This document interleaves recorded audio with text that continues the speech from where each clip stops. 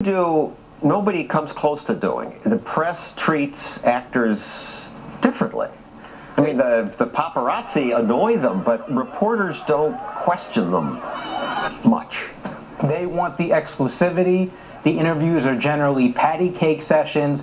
They won't actually grill them on substantive policy positions that the actors themselves have taken. It's not like out of the blue. I mean, I would like someone to ask Harrison Ford a serious question about his own personal carbon footprint. I mean, you and I and Kevin, we would have to walk around spraying aerosol cans in the air all day long just to keep up with his giant carbon footprint. Well, with 7 jets, we'd have to do more than that. Kevin, you're an independent, as you said before. You voted for Republicans and Democrats, but that makes him very unusual in Hollywood. Overwhelmingly, they support liberal Democrats. President Obama certainly, and that led to another pledge. I pledge to be of service to Barack Obama. I pledge to be a servant to our president and all mankind, because together we can.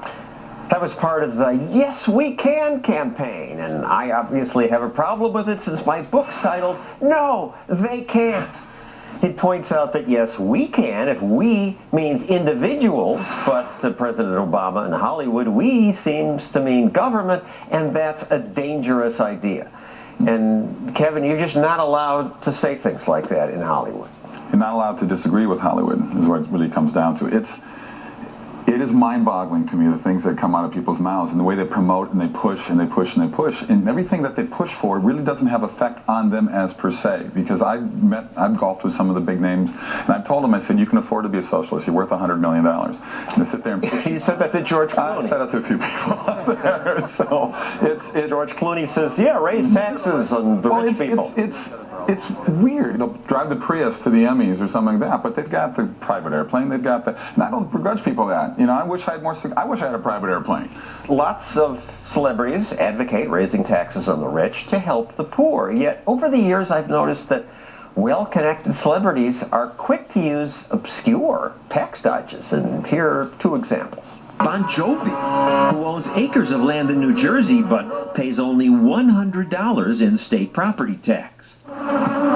Because he raises honeybees, he qualifies for a honeybee subsidy. Bruce Springsteen owns hundreds of acres of land but pays little tax on it because an organic farmer works his land. His poorer neighbors pay more. I'm not against anyone trying to lower their tax burden. But if you're Bon Jovi and you're Bruce Springsteen and you have not only publicly supported President Obama and campaigned for him and held rallies for him, but have decried tax cuts for the rich and have said, oh, they're robbing these poverty programs and the social contract with America is being destroyed, the middle class is harmed, and then you go and rob these very anti-poverty programs by calling yourself a farmer? I mean, come on. That's the type of hypocrisy that is frustrating to see, and why I wrote the book and are calling out these people on their duplicity. One final example. Some of the more activist left are so eager to promote anti-capitalist, they even glamorize people like Bill Ayers. His group, the Weather Underground, killed people and bombed buildings. Years later, President Obama held a fundraiser in Ayers' living room. So, sure enough, this year, Robert Redford came out with a movie based on the Weather Underground. In this clip, the terrorists are on the run. I don't think he's running away. I think he's trying to clear his name. Our government was murdering millions. We never betrayed each other, any of us, over all these years.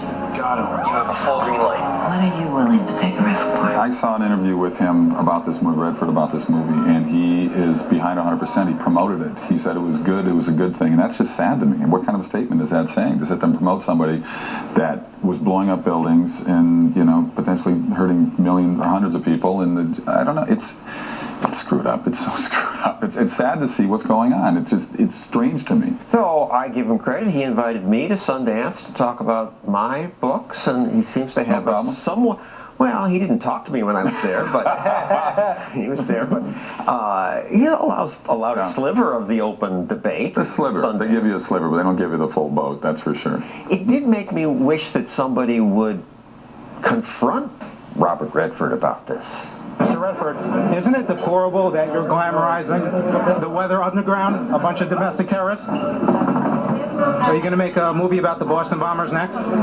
The Boston bombers. So did Redford never responded? No, his entourage surrounded me, and they wouldn't let me get up close. But I think this goes beyond hypocrisy. There's just a human decency factor. It's one thing to make a movie about the Weather Underground terrorists. It's another thing, in the words of Variety, to romanticize it and make it heartfelt. We're talking about a bank robbery that resulted in the murder of 2 police officers and a security guard, and now Robert Redford is going to go make a movie that is essentially one big tribute to this. It's remarkably deplorable, even by Hollywood standards. Jason, thank you. Kevin, thank you. If you'd like to keep